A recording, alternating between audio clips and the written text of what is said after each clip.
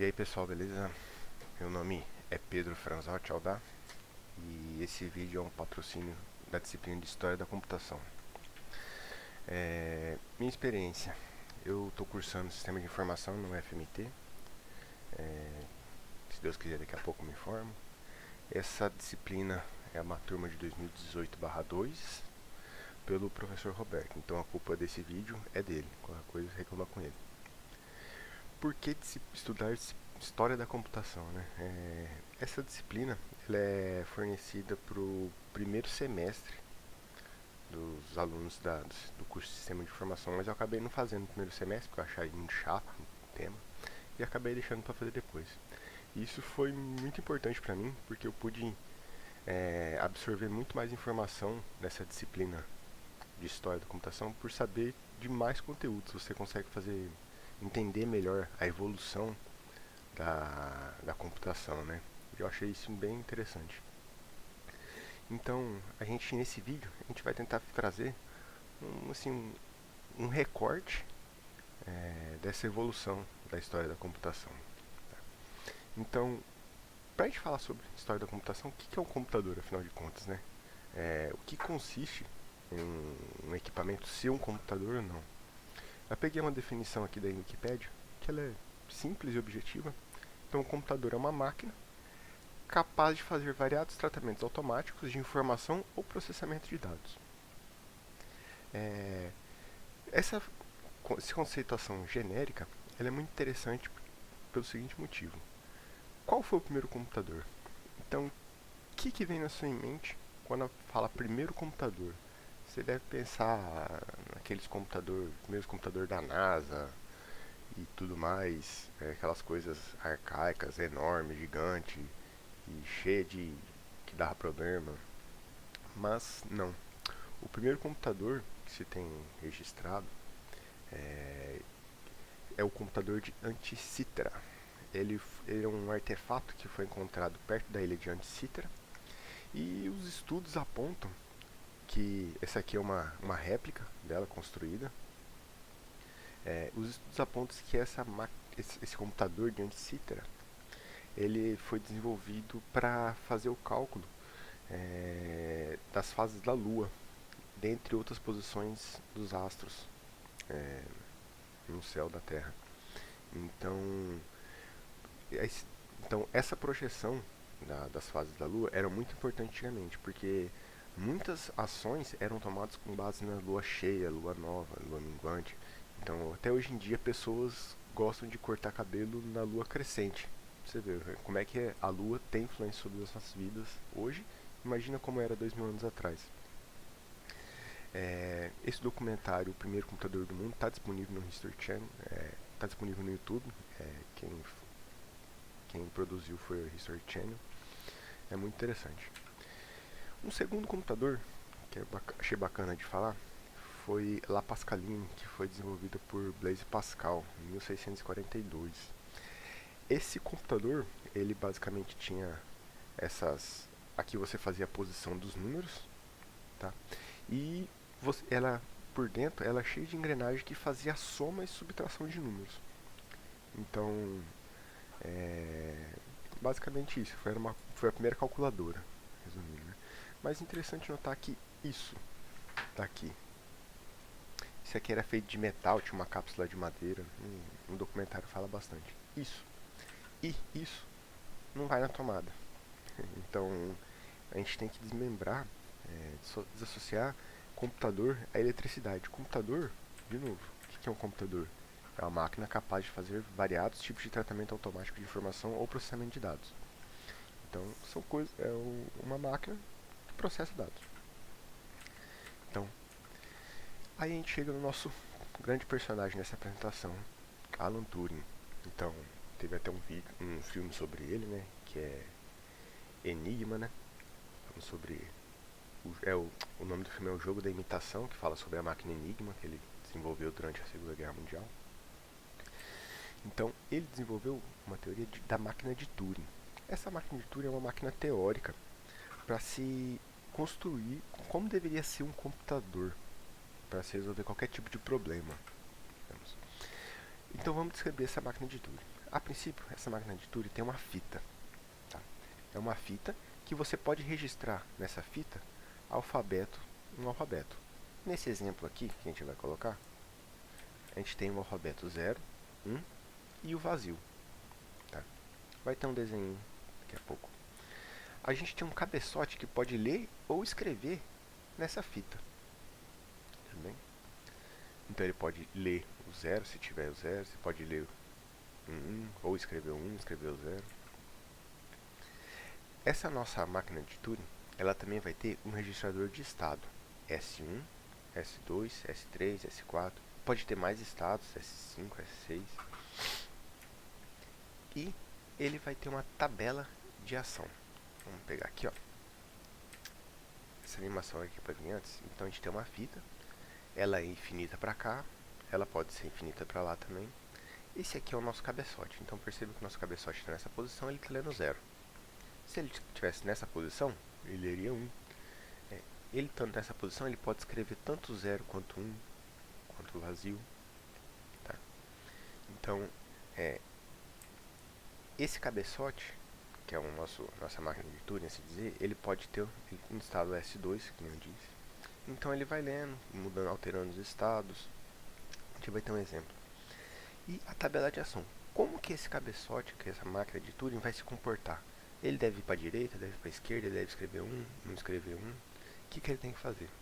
Então, por exemplo, uma tabela, um dos registros de uma tabela de ação poderia ser: se o cabeçote lê 0 e o estado for S2, o que ele vai fazer? Então ele vai substituir o 0 pelo 1, mover o cabeçote para a direita, ele vai andar para a direita, e alterar o estado para S3. Então se tiver S2, vai pular para S3.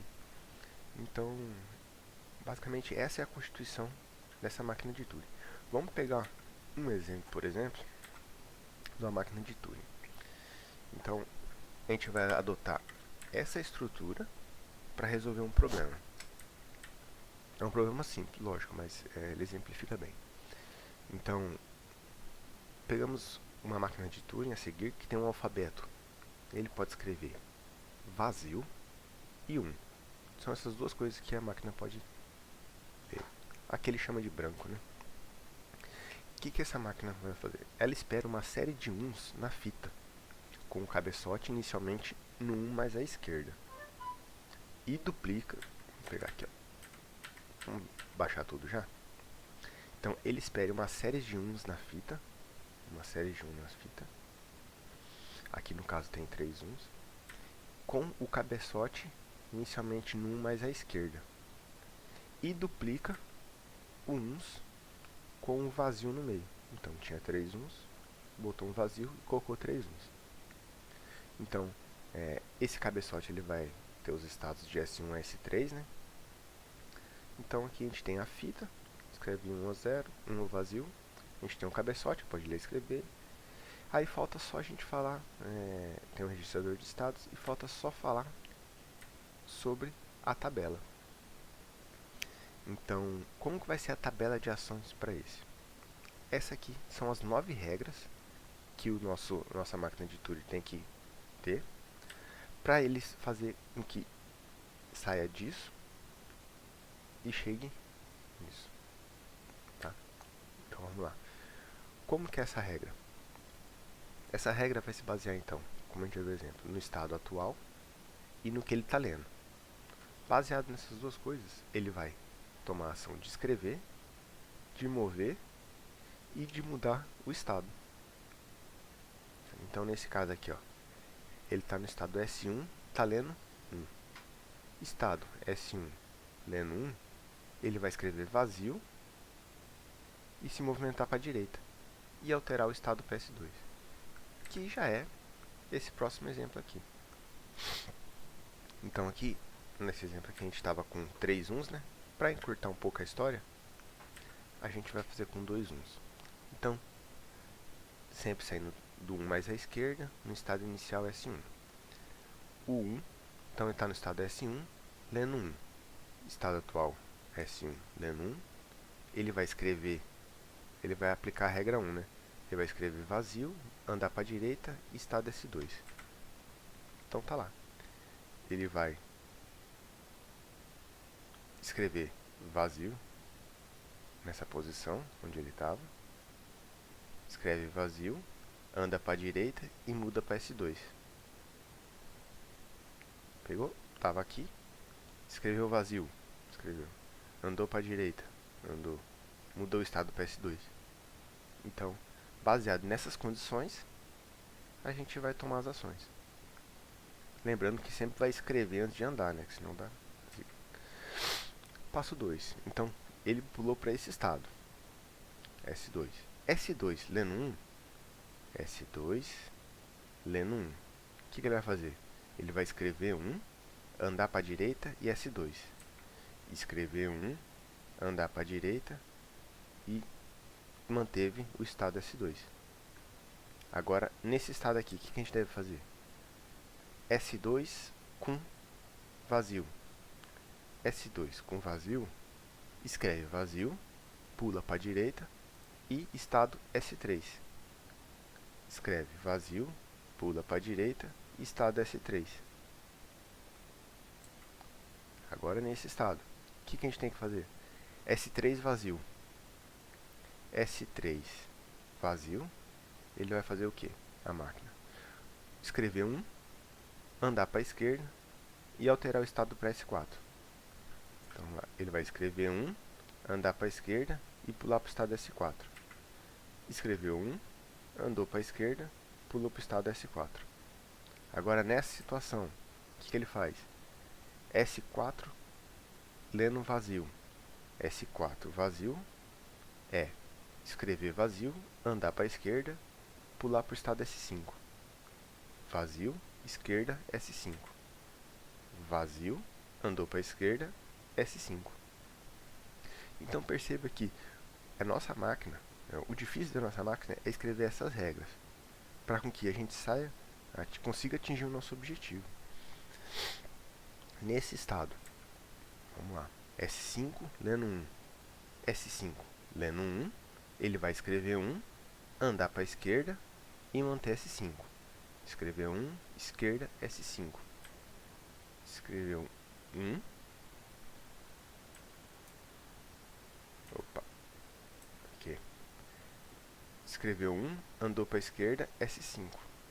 Escreveu 1, andou à esquerda, S5. Agora nesse estado, passo 7. S5 vazio. S5 vazio, escreve 1, anda para a direita e S1. Escreve 1, anda para a direita e S1. Nessa situação agora, o que faz? S1, 1. S1, 1. Escreve vazio, anda para a direita, S2. Escreve vazio, anda para a direita, S2. E assim vai. Passo 9. S2 vazio. S2 vazio. Vazio, direita, S3. Vazio, direita, S3. Nesse estado, o que ele faz? S3, 1. S3, 1. 1, direita, S3. 1, direita, S3. Nessa situação, S3 vazio. S3 vazio. 1, esquerda, S4. 1, esquerda, S4. Agora nessa situação, S4, 1. S4, 1. 1, escreve 1, para a esquerda, S4. 1, esquerda, S4. Nessa situação, S4 vazio. S4 vazio, vazio, esquerda, S5. Vazio, esquerda, S5. Nessa situação, S5 vazio. S5 vazio, escreve 1 para a direita e S1.